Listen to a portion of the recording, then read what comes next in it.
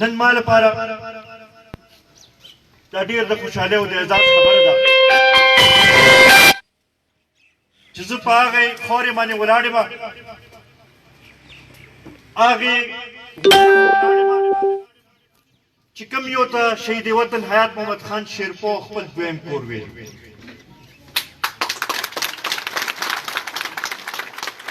او ستاسو دلته کې دا ګڼ تعداد کې راتګ چې دی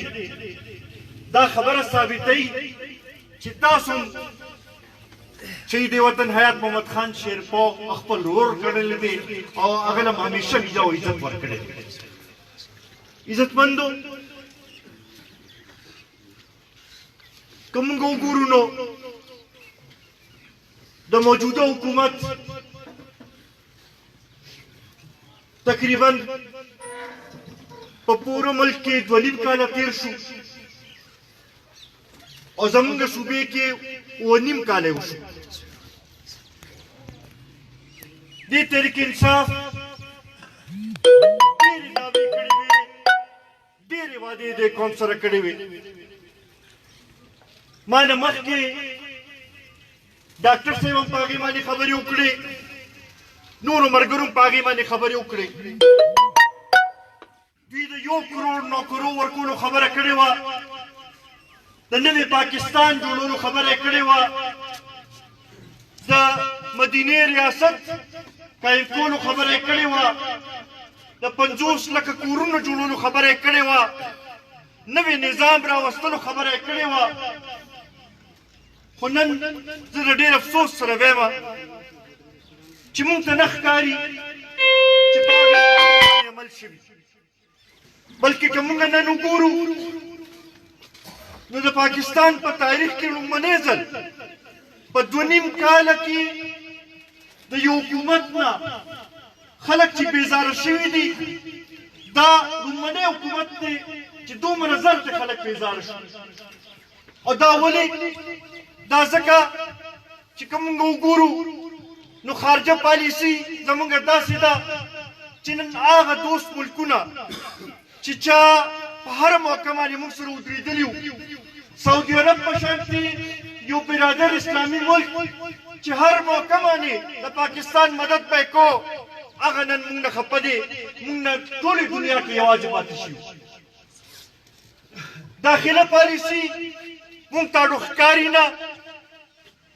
موږ ته دا پته نه لګي چې ملک دې کوم طرف ته روان کړی دی بیا ورسره د معاشي لحاظ سره چې موږ وګورو نو په دې 2.5 کاله کې چې کومه ګراني راغله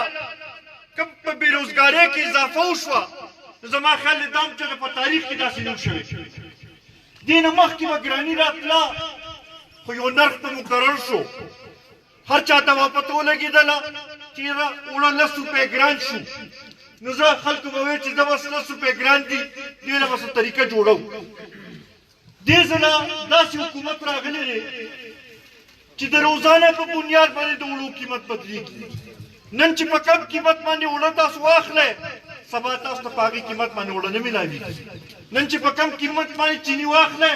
سبا تاسو ته په هغې قیمت باندې چیني نه میلاوېږي نن چې په کم قیمت باندې دوايي تاسو واخلئ سبا تاسو ته په هغې قیمت باندې دوايي نه میلاوېږي او ښکاري نه چې کوم ځای کې به دا رکاوېږي بېروزګارۍ کې د معاشي ایکسپرټ سره چې خبره وکړې نو هغوی وایي چې یاره په دې 2.5 کاله کې تقریبا 2 نه واخله 3 کروړه خلک چې دي بېروزګار شو تقریبا 2 کروړه خلک چې دي د غربت د لکیر نه نور لاندې لاړل موږ به دې حکومت نه بیا څه تمه وکړو چې دوی به 2.5 کاله تېر شو نیم وخت تېر شو چې دوی به د خلکو خدمت وکړي او مسایل به حل کړي بیا به راشو د خپل صوبې په حوالې سره به خبرې وکړو زموږ صوبې کې خو زما خیال دی چې موږ ته داسې ښکاري نه چې حکومت موجود هم دی او که نه دی کله چې د ملکن ډیویژن نه د سوات نه وزیر اعلی منتخب شو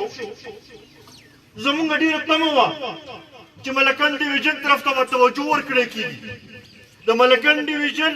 مسلې به حل کېږي به بیا کوم ګورو نو وفاقي کابینه کې ملکن ډیویژن چې د نمائندګي شته په صوبایي کابینه کې د شانګلې نمائندګي شته او د سوات نمائندګي شته نو زمونږ تمه وا چې شانګله او سوات طرف ته توجه ورکړي کی خو زه ډېر افسوس سره وایم چې د دې باوجود چې مرکزی حکومت هم د پی ټی آی دی صوبایي حکومت هم د پی ټی آی دی وزیر اعلی چې دی هغه د سوات دی د کمیونیکیشن وزیر وفاقي چې دی هغه د سوات دی د شانګلې نه شوکت یوسفزۍ چې دی په کابینه کې ناست دی خو د پیشام او د خوځخیل ایکسپریس وی چې دا هغه د ای ډی پی نه لرې کړی شوه هغه د پی ایس ډي پی نه لرې کړی شوه مونږ ترې نن دا مطالبه کوو دا تپوس کوو چې تاسو دغه ځای کې څنګه د دې علاقې په نمایندګۍ ناست دی آیا تاسو دې قوم ته جوابدeh نه آیا تاسو نه غواړئ چې زمونږ دا علاقه چې دا ترقي وکړي تاسو نه غواړئ چې کومې منصوبې چې دلته کې د هغې سره به دا علاقې چې دی دې کې به ترقي کېږي چې هغه منصوبې دې دلته کې وشي تاسو څنګه دغه ځای کې نمایندګۍ باندې ناست دی نن دا له ډېر د افسوس او د شرم خبره ده چې دغه ایکسپریس وی چې ده هغه لرې کړه شوې ده مونږ دا مطالبه کوو چې دا ایکسپریس وی چې دی دا د دوباره په پی ایس ډي پي کې واچولی شي او په دې باندې د عمل درآمد شروع شي کوي نو بیا به مونږ راوځو او په دې باندې به احتجاج وکړو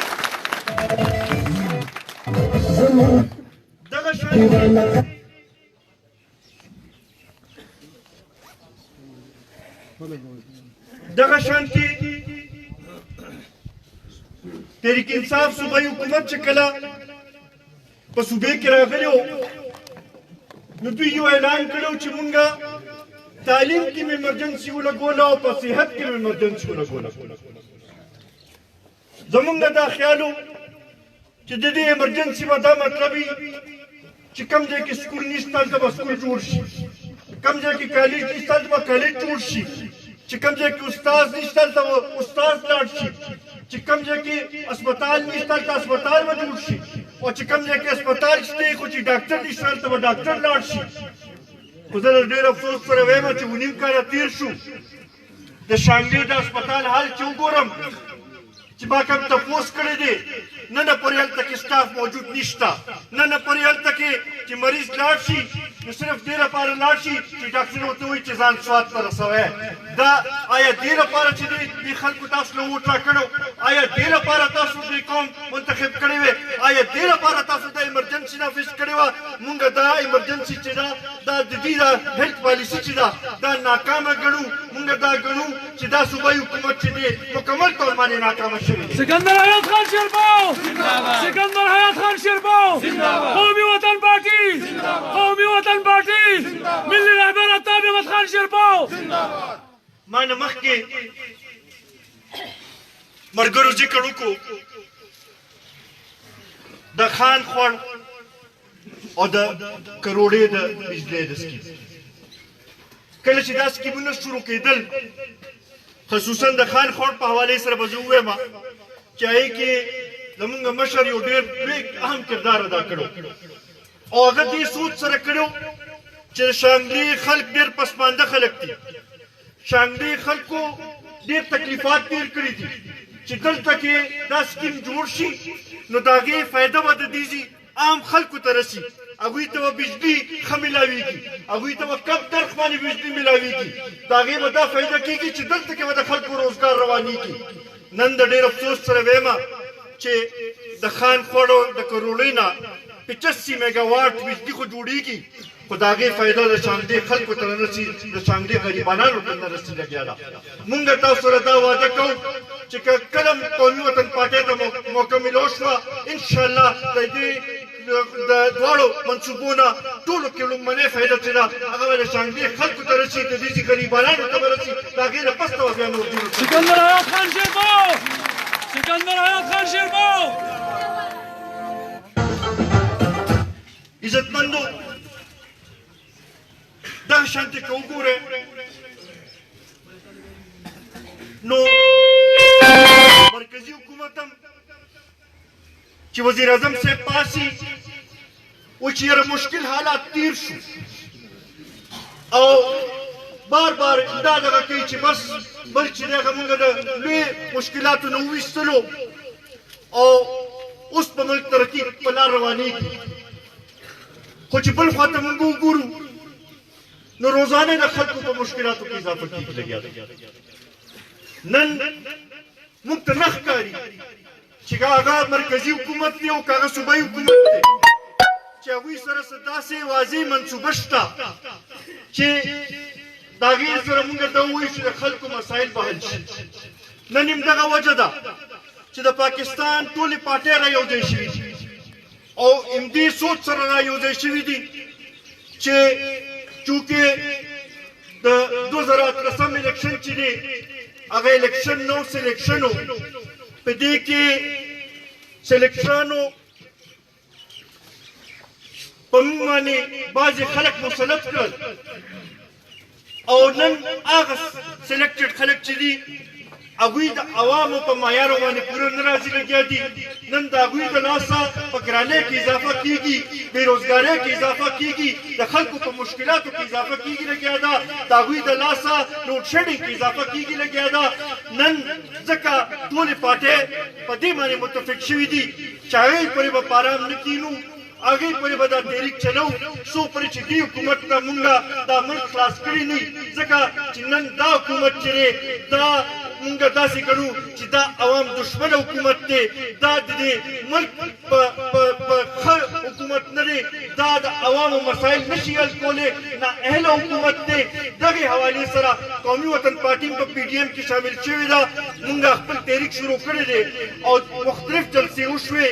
کاغه د کوټه جلسه وه کاغه د کراچۍ جلسه وه کاغه د ګوجرانواله جلسه وه کاغه د پیښور جلسه وه په هغې ټولو کې عوامو چې کوم لوی تعداد سره شرکت کړی دی دا د دې موجوده حکومت خلاف یو ریفرنډم شوی دی او هغې ټولو کې همدغه یو اواز و چې نور مونږ پي ټي آی دلته کې نه منو مونږ نور عمران خان نه منو مونږ نور د ظلم او د جبر دا حکومت نه منو مونږ غواړو چې دلته کې د عوامو حکومت راشي د عوامو د منشا مطابق پالیسۍ جوړې شي د آئین او د قانون حکمراني شي هغې پورې به په ارام نه کښېنو نن دغه فیصله شوې ده او که موږ وګورو نو د هغې جلسو په دې موجوده حکومت باندې ډېر لوی د هغې پرشر راغلی دی نن کله د بیمارۍ بانه جوړوي نن کله بل یو بانه جوړوي کله بله بانه جوړوي رکاوټونه اچولو کوشش کوي او دا بار بار وایي چې خلک د دې جلسو ته لاړ نه شي موږ ورته دا ویل غواړو چې نن پورې عمران خان تا به موږ ته وایي چې घबराना नहीं है تا به وایي چې ذرا صبر کرے ذرا حوصله کرے اوس ته مونږ وایو چې عوامو فیصله کړې ده چې نور ته نه دلته کې پکار نو څه به घबराویږي نه او تا ته به د عوامو سکندر حیات خان شیرباو قومي وطن پارټي قومي وطن پارټي ډاکټر صاحب راته را یاد کړل تېر ځل چې زه دلته کې راغلی وم نو هغه وخت کې دلته کې د ورکینګ فوکس د سکول خبره شوې وه ماین ورکرز لپاره منظور شوی د انیسه بیبي هغې منسټرۍ وه او د هغې هغوی منظوري ورکړې وه نن د ډېر افسوس خبره ده چې دغه وزارت هم چې دی هغه د شانګلې د یو نماینده سره دی او بیا هم دلته کې هغه سکول نه جوړېږي مونږ ولا یو میاشت ټایم ورکوو که په دې یو میاشت کې په دې باندې هغوی کار شروع نه کړو نو بیا به دې خلاف مونږ راوځو به او دې کې به مونږ چې دی بیا به احتجاجونه به کوو به او همدې ستاسو ایم پي اے صاحب ته او دې ته به دا وایو چې بهی ته راشه او دې قوم له جواب ورکړه چې ولې تا دا اختیار صحیح نه استعمالوې او د دې قوم صحیح خدمت ولې نه کوې لګیا عزتمندو کله چې دا ضلع مشر جوړوله نو د هغې په شا دا سوچ و چې دلته کې به ټول سهولتونه راشي نو د دې خلکو ته به سهولت وي د هغوی مسایل به چې دی لنډ حل کړي د ورکوټې کار لپاره به هم د سوات ته تلو ضرورت نه وي خو نن چې دلته کې شانګلې دا حل زه ووینم زه وینم چې هغه کم مقصد سره جناب آفتاب احمد خان شیرپو شانګلې له ضلعې درجه ورکړې وه هغه سر ته نه وي رسېدلی. نن زما تاسو ته دا خواست دی چې دا شانګله ضلع د جناب آفتاب احمد خان شیرپو جوړه کړې وه دا خبره خو منې که نه. اوس زما تاسو ته دا خواست دی چې د نورو پارټونو ټولو له موقع تاسو ورکړئ. د هغې نه پس ته څومره صوبایي حکومتونه تېر شو، څومره ایم پي ګان تېر شو، څومره ایم ان اے ګان تېر شو، د وزیر اعظم مشیران تېر شو، خو چا هغه خوب چې د هغې پوره سر ته ونه رسو. د ډي سي دفتر خو راغی، د نوم باندې خو د ډسټرکټ هیډ کوارټر جوړ شو، په نوم باندې خو ډسټرکټ جوړ شو، خو د هغې هغه کم اصل فایده چې قوم ته رسېدلو هغه لا پاتې ده. د هغې لپاره زما تاسو ته دا خواست دی چې جرګې جوړې کړئ، ټول د شانګلې خلکو پسې وګرځئ چې که واقعي تاسو غواړئ چې د دې ډسټرکټ ثمرات دې قوم ته ورسي، که تاسو واقعي دا غواړئ چې یاره دلته کې چې دی چې ډسټرکټ هیډ کوارټر هسپتال کې هر څه میلاویږي، ډي سي چې دی هغه هم پوره دغه وي بې اختیاره وي، ایجوکیشن چې دی د هغې هم هر څه دلته کې موجود وي، نو بیا د هغې همدغه لاره ده چې چا موږ له دا ضلع جوړه کړې وه د هغه لاس په مضبوطو، د هغه په شا به ودرېږو، هغه له به دا اختیار ورکوو چې راشه نور چا له نشي کېدی زموږ دا مسایل چې دي دا صرف جناب آفتاب احمد خان شیرپو او د هغې لپاره دا ضروري ده چې موږ راپاڅو د هغه په شا ودرېږو. د هغه دا جنډه د قومي وطن پارټۍ دا جنډه چې ده دا په خپل لاس کې ونیسو، د هغه دا نښه ډیوه چې ده دا کامیابه کړو، نو انشاءالله بیا به تاسو ګورئ چې دا شانګله ضلع به ترقي به کوي به او انشاءالله د دې مسایل به حل کېږي به. زنده‌باد زنده‌باد شیرپو خان زنده‌باد. زه عزتمندو چونکې نن نور پروګرامونه هم دي، ستاسو ډېر زیات مشکور یم چې په دې لنډ تنګ وخت کې دومره لنډ تعداد کې دلته کې راغلی. نن چې کوم ملګري موږ سره شامل شوي دي، خصوصا هغې کې فضل کریم کاکا چې د شهید وطن حیات محمد خان شیرپو ملګری پاتې شوي او هغه سره پوره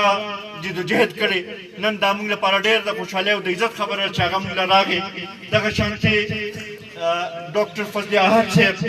اصغر خان، فضل سبحان خان او د هغوی سره چې ګڼ شمېر کوم ملګري موږ سره شامل شوي دي د هغوی هم زه ډېر مشکور یم، هرکلی ورته ویم او انشاءالله تاسو ته دا تسلي راکوم چې شهید وطن حیات محمد خان شیرپو چې تاسو سره کومه رشته قایم کړې وه، تاسو سره د هغه چې کومه مینه وه هغه همغه شانتې برقرار ده. د هغه د رور په شکل کې، د هغه د رواره په شکل کې به مونږ ستاسو خدمت به کوو به، تاسو سره چې هغه کوم لوس کړی و هغه به مونږ سر ته رسوو به او انشاءالله دا به تمه لرو چې څنګه مینه تاسو هغه له ورکړې وه هغې نه زیاته مینه به چې دی هغه ملي رهبر جناب آفتاب احمد خان شیرپو له به ورکوی به، د هغه پارټۍ له به ورکوی به او انشاءالله دا تاسو تسلي ساتئ چې ستاسو زمونږ اتفاق وي اتحادي، نو انشاءالله دا شانګله به ترقي به کوي به. ډېره مهرباني. السلام. سکندر حیات خان شیرپو سکندر حیات خان شیرپو زموږ قومي وطن پارټي زموږ قومي وطن پارټي. تاسو ټول شکریہ ادا کوم د بهار